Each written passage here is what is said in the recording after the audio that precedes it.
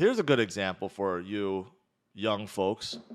I used to always show sats with USD, right? How much sats you could buy with USD. But here, let's measure Bitcoin with, no, let's measure iPhones with Bitcoin, right? A lot of you guys own iPhones. Had you just skipped out on your iPhone 4 and used that money to buy Bitcoin, well, you would have 2,800 Bitcoin and you'll be sitting pretty. Same thing. If you skipped out on iPhone 5, you would have 16.6 Bitcoin. iPhone 6, you would have 2. iPhone 7, you have over 1. And getting over 1 is still not that easy, even at our 19,000 level, right? And 8, 10, yes, iPhone skipped 9, 11, 12, 13, right?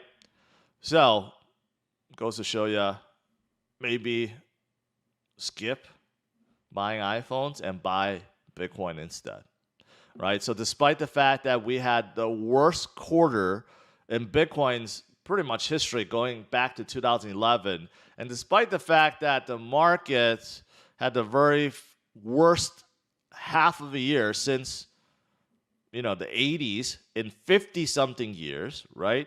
Bitcoin is still where it is now. It's not back to 1,000. It's not back to 3,000 like in 2020.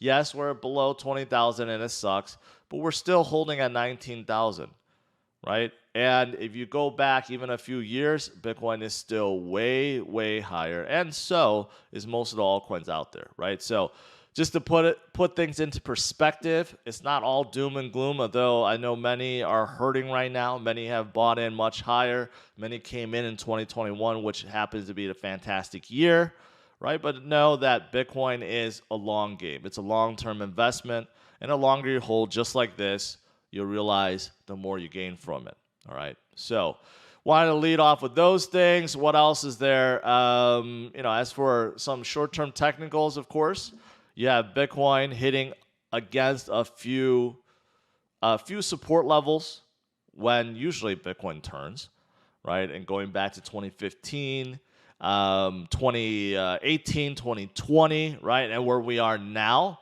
Not to say that we will get a huge recovery up like what this is projecting immediately, but it will come. We always recover, but it just may take some time due to the external factors that we're heading against right now, with inflation, with the economy, with recession, with SEC chair that seems to be very anti-Bitcoin and crypto at this point, right? We're heading against a lot of things, but we will get through it together.